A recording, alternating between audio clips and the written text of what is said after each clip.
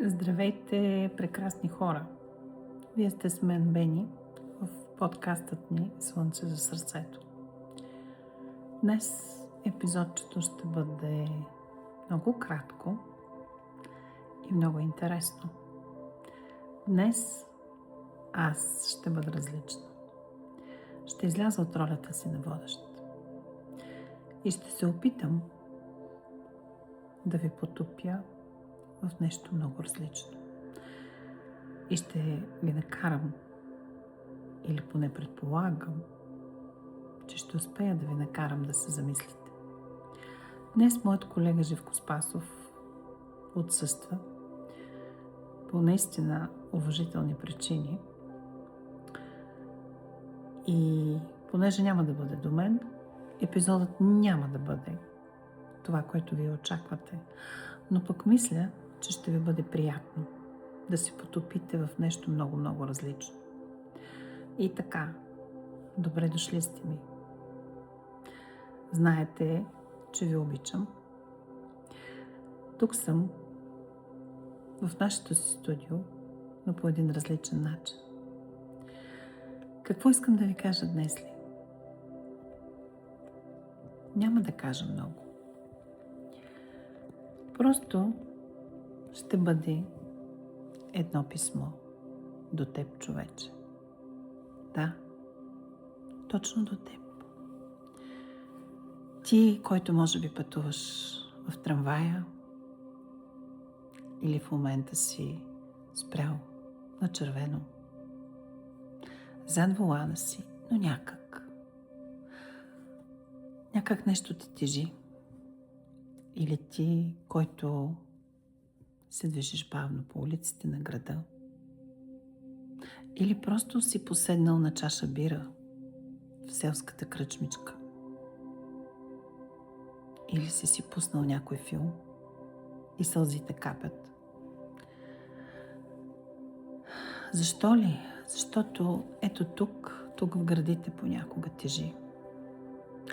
Точно там, където трябва да е слънцето, за което ние с моя колега Живко Спасов ви говорим всеки път и както се казва подкастът ни Слънце за сърцето. Да, но точно сега в този момент там като че ли няма слънце, там като че ли е нощ, като че ли е тъмно. И вървиш или просто си поспрял, поседнал и не знаеш пътя. Чувстваш се сам, чувстваш се странно. И в същото време виждаш как край теб хората са усмихнати, хората са щастливи, хората сияят, а твоята душа плаче. И това е нещо, което е като една буца там в градите. Но, прекрасни човече, ти не си сам. Не си сам. И знаеш ли защо? Защото понякога зад тези усмивки, които виждаш около себе си, се крие също огромна болка. Понякога зад щастието, зад шумния смях, зад бягането, не знаеш какво се крие. И никога не забравяй, прекрасно човече, че имаш себе си. Да, точно така. Имаш себе си. В този живот ние се раждаме сами. И си отиваме сами.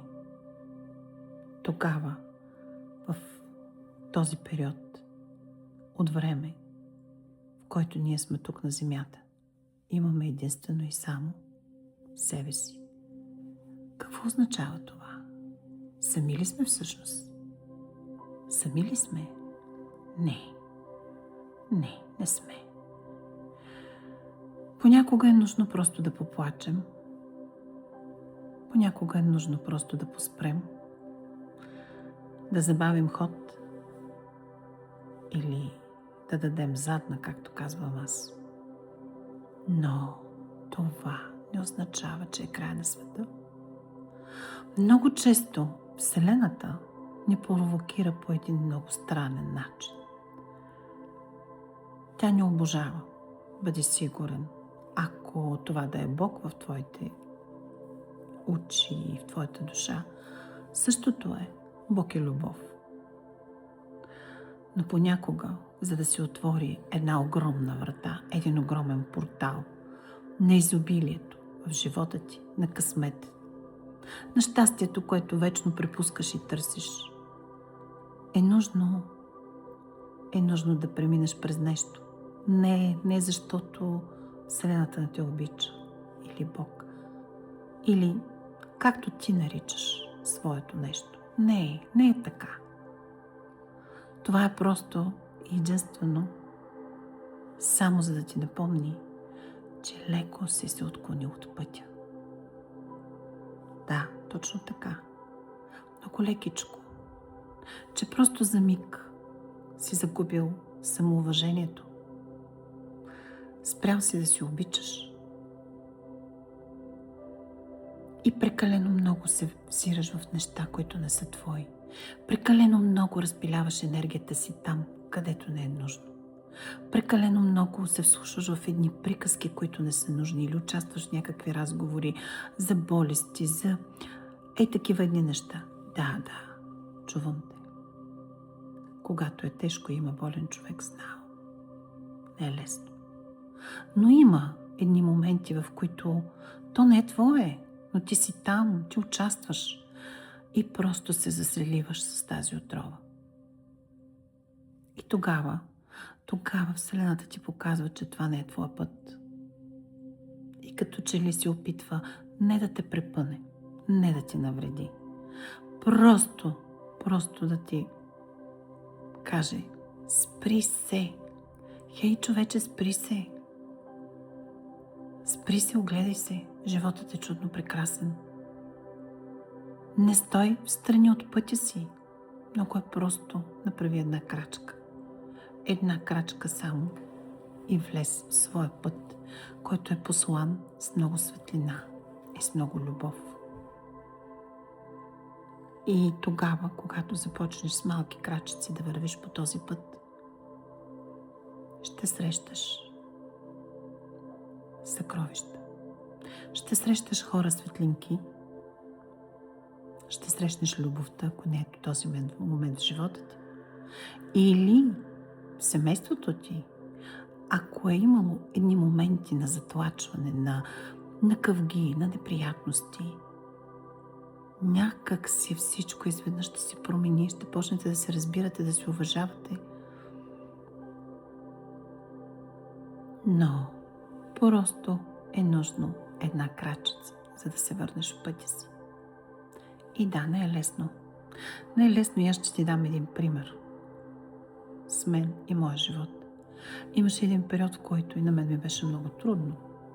Да, точно тогава, когато направих голямата крачка в живота си, очаквах всичко да бъде прекрасно. И то беше. Но имаше един момент, в който на мен и на моето момче не беше невъзможно за момента да бъдем заедно един до друг. Момента, в който чувах хората зад гърба си как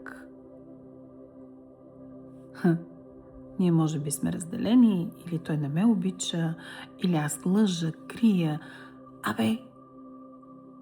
Цял филм се създаде. Не ми беше лесно да вървя по този път. Не ми беше лесно в този момент да бъда до детето си, което имаше нужда от оная майка, която да бъде спокойна, да бъде щастлива, да бъде усмихната. Но, знаете ли, нашите сърца, на мен и моето момче, те си биеха в ритъмен блуз. Ние имахме любовта си и знаехме пътя, по който сме тръгнали. Но просто беше нужно време. Време, за да може всичко да се подреди. И то се случи, прекрасни хора. И точно тогава съм намерила видео, човек, който ми подаде ръка. И осъзнах, че аз съм едно прекрасно слънчево същество. Моето момче е друго прекрасно слънчево същество. че ние сме две цели същества, две различни вселени. И че щом на тези две различни вселени сърцата им бият в ритъмен блуз, няма нищо страшно. Преминахме и през пандемията, пътувахме километри един към друг, но нямаше нещо, което да ни спре. И знаете ли защо? Защото въпреки, че в душичка е било тъмно, не заради липсата ни на обич, а заради моментите и предизвикателствата, през които трябваше да преминем. Всъщност сърцата ни са били пълни с любов и със светлина. И разбира се, получи се, всичко се подреди по възможно най-хубавия за нас начин. Та, прекрасно човече, ако сега ме слушаш на слушалките си, в трамвая или в колата, или в някое кафенце. Хей, човече, изправи се. Прегърни се, кажи, че си обичаш. И знай, че единственият начин да продължиш напред е когато направиш малката крачица в страни, влезеш в пътя си, разбереш, че ти си една вселена, че ти си едно прекрасно слънчево същество, че заслужаваш цялото щастие на планетата и че то е просто на една крачка. Усмихни се, погледни към светлината и направи първата крачка, защото аз няма да спирам да ви повтарям.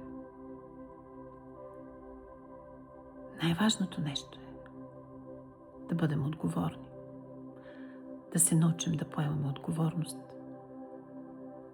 Но когато искаме да постигнем нещо или да излезем от някаква ситуация, е нужно и действие.